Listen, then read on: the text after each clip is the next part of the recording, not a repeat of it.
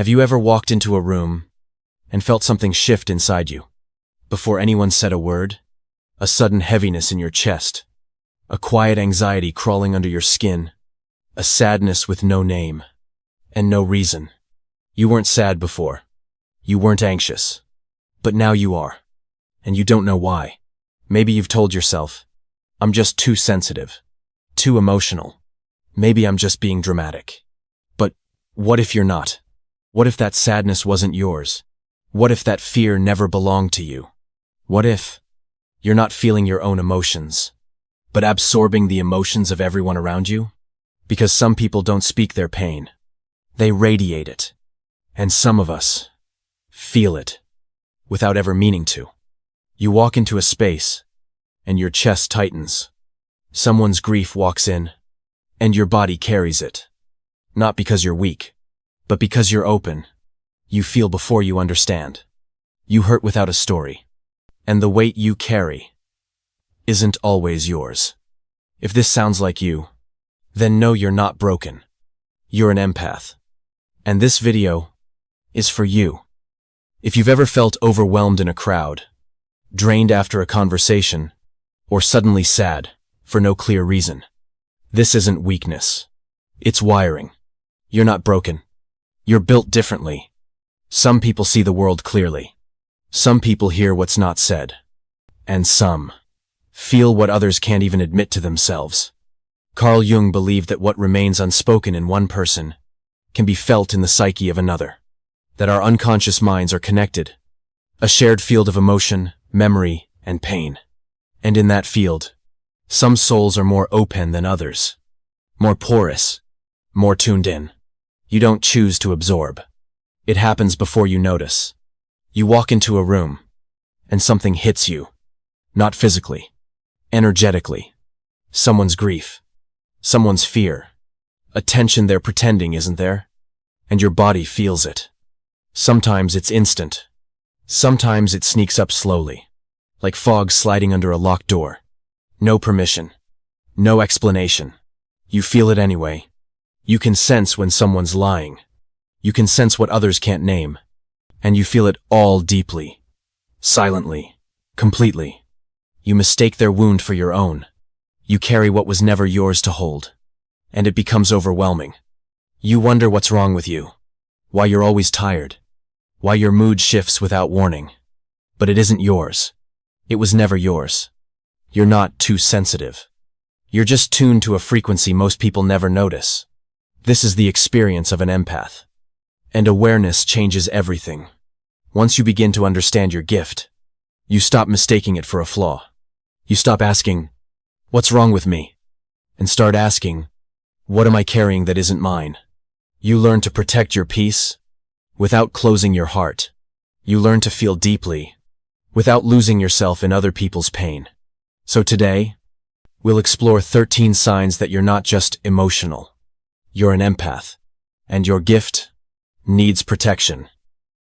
Before anyone speaks, before you see a single face clearly, you already know something is off. The air feels heavier, the silence louder, your chest tighter. It's not logic. It's not paranoia. It's energy. You don't just notice people. You feel them. You sense what's unexpressed. You absorb what's unacknowledged. You can feel when someone's been crying, even if they're smiling now. You walk into a room and feel the argument that happened yesterday, even when everyone's pretending it's fine. You feel your stomach turn, and no one said a thing. The tension is invisible, but you can't ignore it. Sometimes it happens at work. You pass by a coworker and suddenly feel anxious. You were calm 5 minutes ago. Now your heart is racing, and you don't know why. Other times, it's at home. You sit beside someone you love. They say, I'm okay. But your body disagrees. There's sadness behind their stillness. And you feel it like your own. You've probably been told, you're too much. You're imagining things. You're too sensitive. But what if you're just more aware? Carl Jung called it the collective unconscious, a shared emotional field beneath thought and identity. And empaths, they don't just notice this field. They merge with it, not because they're emotional, but because they're open. You walk in, and you're already absorbing. Not because you want to, but because your nervous system listens, before your mind even speaks. This isn't overreaction. It's attunement. And the sooner you recognize this gift, the sooner you stop apologizing for feeling too much, and start honoring what your body has always known. Because sensitivity isn't weakness. It's wisdom. And wisdom doesn't ask for permission. It was just small talk. Just a coffee.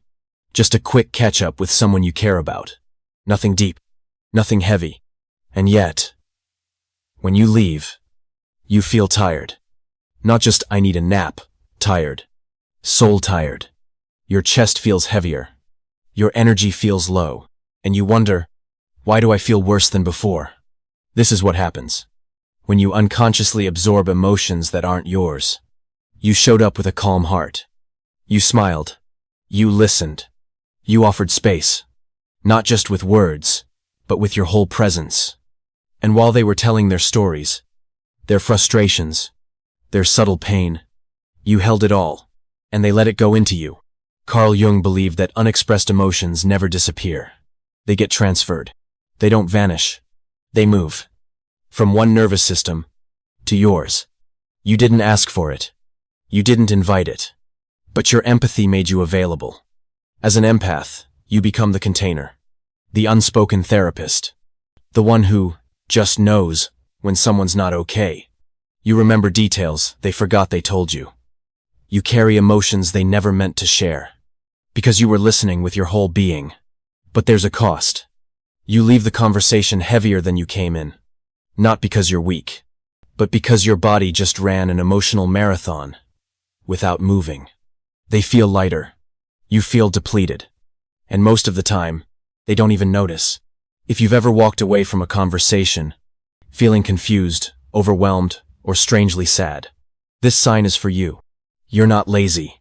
You're not dramatic. You're carrying what others released without asking. And now, it's time to learn how to release it too. Because your energy is sacred. And you deserve to keep what's yours. You were fine a moment ago. Focused. Calm. Even content. And then, it hits you. A wave. An emotional undertow you didn't see coming. Suddenly anxious. Suddenly low. Suddenly irritated. And you don't know why. You pause. You scan your mind. Did something happen? Did I forget something? Did someone say something off? But there's nothing. Nothing changed. Except the way you feel. This is one of the clearest signs that what you're experiencing might not actually belong to you. As an empath, you don't just sense emotion. You absorb it. Like a sponge in a room full of invisible water. Like a radio tuned to frequencies others don't even hear. Sometimes it happens in the middle of a crowd. You're standing in line. You're fine. And suddenly your chest tightens. Your thoughts spiral. And you know this feeling isn't yours. Carl Jung spoke of psychic contagion. The unconscious transfer of emotion from one person to another. Not through words, but through presence. Some people express. Some suppress. And some, like you, absorb. You feel things people are trying to hide. You carry what others are trying not to feel. Because your nervous system is open. Before your mind even realizes it. You were calm before. But someone else walked in. With panic, grief, anger. And your system caught it like a signal. So the next time a sudden mood hijacks your body, don't just ask, what's wrong with me? Also ask, whose feeling am I holding? Look around. Breathe. Anchor back into your energy. Because not every storm inside you began in your sky. And the moment you realize that is the beginning of freedom. You hear someone talk about their heartbreak, and your chest tightens as if it were your own. You see someone holding back tears, and your throat closes as if you're the one trying not to cry. You don't just witness pain. You internalize it. Their stories become sensations in your body. Their sadness becomes a weight on your shoulders. Their fear echoes in your heartbeat. You feel what they feel, sometimes more deeply than they do themselves. Because you're not watching from the outside. You're standing in it with them. You want to help. You want to comfort. But more than anything, you just want the pain to stop. Not just for them. For you. Carl Jung once said, "The meeting of two personalities is like the contact of two chemical substances. If there is any reaction, both are transformed." And for empaths, you don't just react, you become the reaction. This isn't weakness. It's resonance. You don't fake sympathy. You feel it. Fully. You carry emotions you didn't ask for. Because your soul is open. Your heart is tuned. Your nervous system doesn't have a filter. It just feels everything. But here's the cost. When their pain lingers in you, who takes care of yours?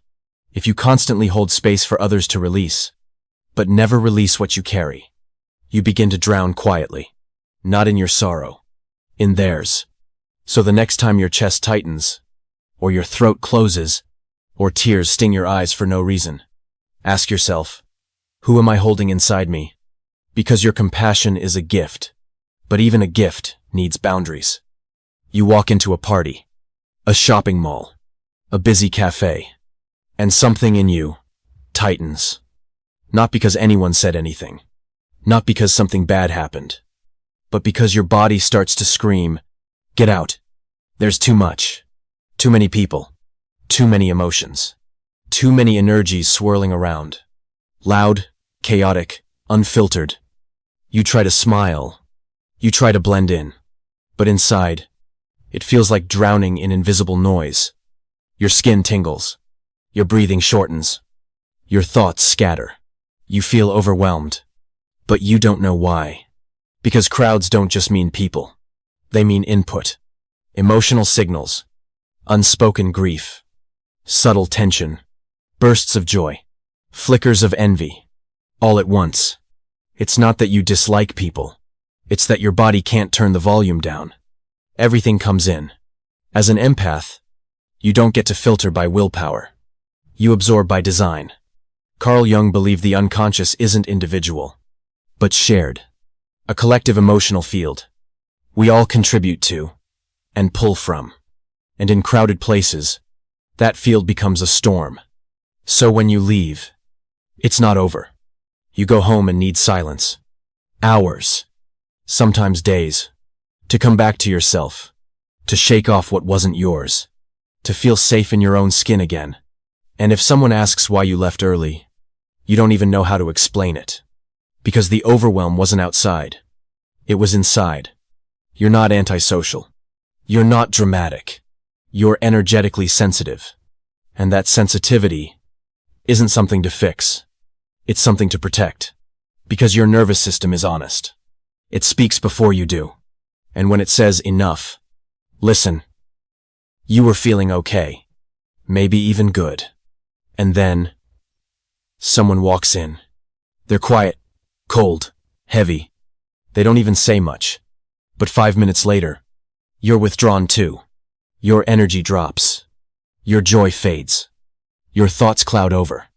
And you don't even notice it right away. Because nothing happened. No argument. No conflict. Just a shift. Your nervous system tuned in. Without asking. Empaths are emotional chameleons. Not because they choose to be, but because their empathy runs deeper than awareness.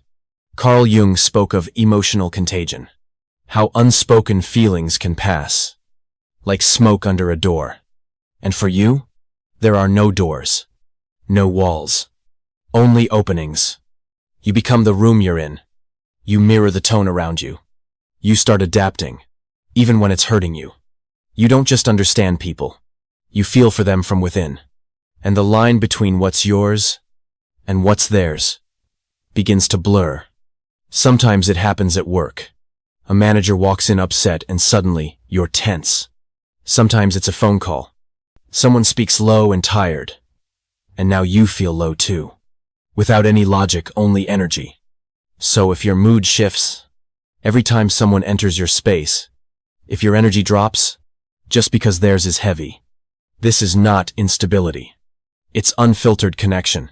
It's not that you're weak. It's that you're wired to harmonize. But harmony without boundaries becomes overwhelm. And here's what you need to remember. You are not a mirror. You are the soul behind it. You can feel deeply and still stay yourself. Empathy is a gift, but even gifts need guardians. You've barely said a word. You just met them. Or maybe you know them, but not well. And suddenly, they're telling you everything. Their heartbreak, their secrets, their childhood pain, their grief that's been buried for years. You didn't ask for it. You didn't invite it. But it's here in your lap. Their silence becomes a confession. Their walls drop, and you never ask them to. You're not a therapist, not a guide, not a fixer. You're just present. But somehow, your presence makes them feel safe enough to break open. Carl Jung believed the soul recognizes resonance before the mind can name it, and people feel yours. They sense your stillness, your softness, your willingness to hold what others avoid. They feel that with you, there's no mask required, no shame in being raw, just space and safety. And so they spill, they unravel, they unload, and then they walk away. But the weight? It stays with you. You go home, exhausted, not from noise, but from stories, from energy, from emotions that weren't yours, but now live in your body. So here's the truth. When you're the place where others come to release, who helps you carry what's left behind? This isn't a curse. It's a gift. But even gifts can become too heavy when there's no boundary. If people always open up around you, see it as sacred. But don't forget, sacred spaces need to be protected. Because just because someone feels safe to speak, doesn't mean you have to listen to everything. You're not cold for saying not today. You're not cruel for creating limits. You're human, and you deserve to be held, too. They just needed someone to talk to. And you were there. You listened. You nodded. You stayed present. Through every word, every pause, every silence. They thanked you afterward, said you helped, said they felt lighter. But you didn't. You felt tired. Not just tired in your mind, but tired in your soul, like your chest had collapsed inward, like your brain was foggy, and your limbs moved slowly, like your body was there, but your spirit hadn't caught up. This isn't just emotional fatigue. It's energetic absorption. You didn't just hear their story. You carried it. In your nervous system, in your breath, in the way your shoulders suddenly slumped, and stayed that way. Carl Jung described the shadow as the burden of what others refuse to carry. And when you're an empath, you become the place that burden lands. You become the container, the vault, the emotional sponge, the one who can take it. And maybe you can, but not without a cost. They leave lighter. You leave slower, heavier, confused by a sadness that isn't yours. Hours later, you're still replaying the conversation, still thinking about their pain, still wondering if you should have said more, done more, when really you gave enough. If you've ever needed silence, sleep, or complete solitude, after just one conversation, you're not too much. You're just absorbing too much. And what you hold for others must be released. Otherwise, it becomes the very thing that drains you quietly. Compassion is noble, but it isn't weightless. Even love needs boundaries. You're the strong one, the calm one, the one who listens, stays, holds space. People say, I don't know what I'd do without you. You're such a good listener. You're always there. And you are. Always there. For them. But here's the question. Who's there for you? You offer softness. You give presence. But you hide your pain. You silence your own needs. Not because you don't feel, but because you've learned. Your feelings go unnoticed. You become the lifeline, the rock, the steady ground others lean on. And slowly, you forget how to lean. You forget what it feels like to be held.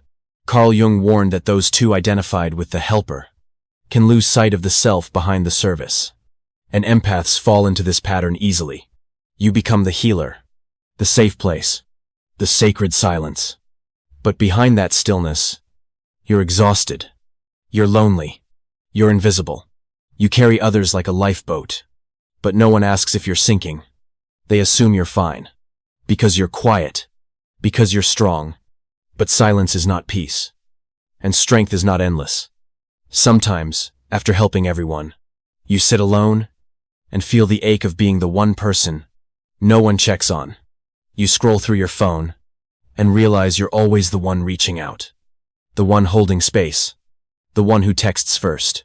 And it hurts. So, if this feels familiar, you are not selfish for needing space. Being strong doesn't mean never needing support. It means knowing when to offer and when to receive. Because even those who hold space for everyone deserve a space of their own. You read a headline and your chest aches. You watch a movie and a single line leaves you sobbing. You hear someone's story, even a stranger's, and it follows you, sticks to you, haunts you for days.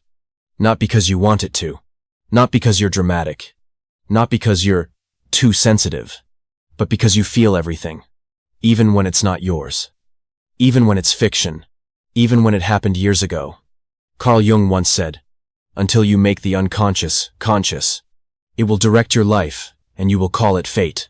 And for empaths, the unconscious isn't hidden. It bleeds through music.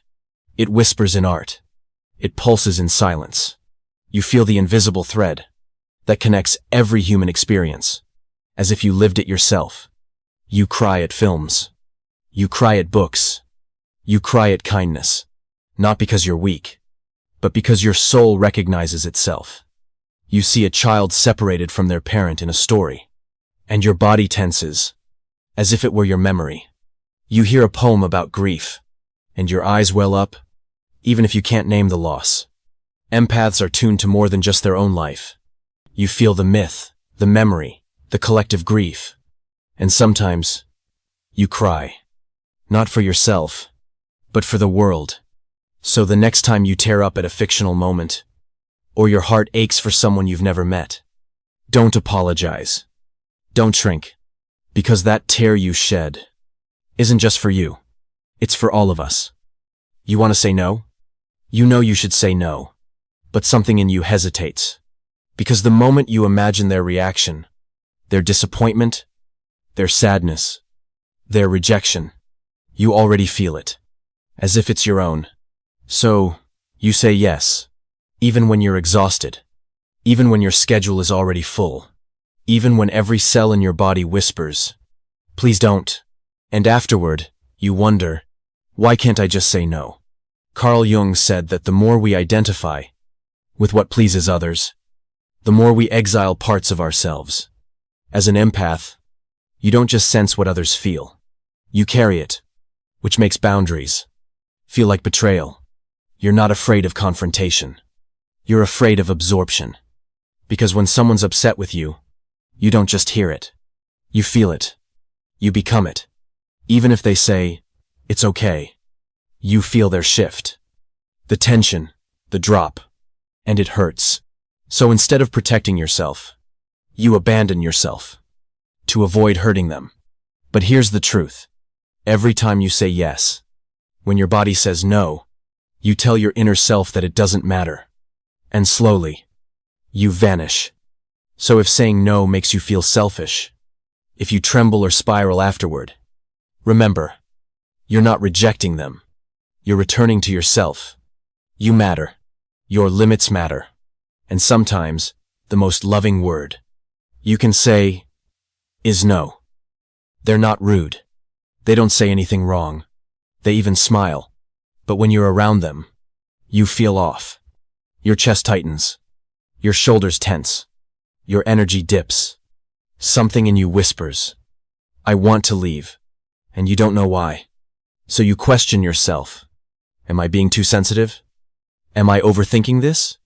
But your body already answered, before your mind had time to ask. As an empath, you don't just read behavior. You read energy.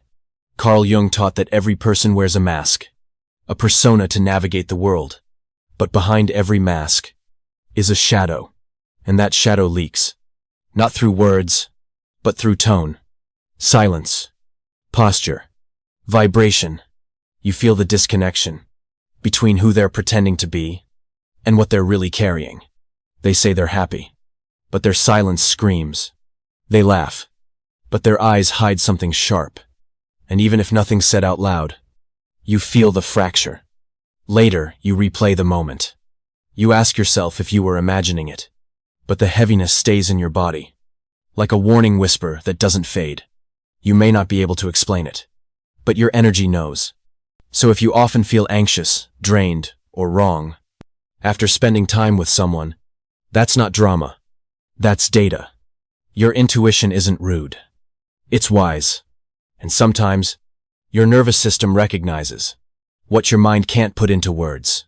You don't need permission to trust your inner signals, because sometimes the energy is the message. You're in a room full of people, smiling faces, small talk, laughter, but deep down, you feel separate, like you're watching it all through a glass wall, like you're present, but not seen, because while others speak of surface things, you feel the depth beneath them, the grief behind the jokes, the sadness beneath the smiles, the words that aren't said. And it's lonely, not because you're antisocial, but because you care too much. You hear the pauses. You feel the weight of what people won't say. And while everyone is talking, you're listening to what's missing. Carl Jung believed that loneliness doesn't come from a lack of people, but from the inability to share what matters most. And for empaths, what matters most is often invisible, subtle, energetic, felt not explained. You crave connection, but not the kind made of noise. You want presence, stillness, soul. And after the gathering, you leave feeling heavier, not lighter. Not because of what was said, but because of what wasn't. The smiles were real, but the silence behind them, you felt that too. In a world that runs fast, that fears silence, that shies away from emotion, your depth can feel like distance. So if you often feel alone, even when surrounded by people, nothing is wrong with you. It's just that your soul was never meant to stay on the surface. And one day, you'll meet those who speak your language, who feel in your frequency, who live in the deep too. And when you do, you'll finally feel home. If you resonated with these signs, it's not because you're broken, it's because you're open. And in a world full of numbness, openness feels like pain. But Carl Jung believed that the unconscious is not a private place. It's a shared space. He called it the collective unconscious, a vast field of memory, trauma, instinct, and emotion that connects every human soul. And some people, especially empaths, don't just visit this field. They live in it. That's why you feel what others don't speak.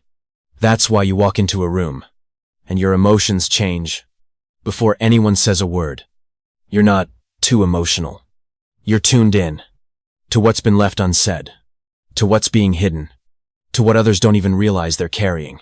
Jung also spoke of projection, how people cast the parts of themselves they reject onto others.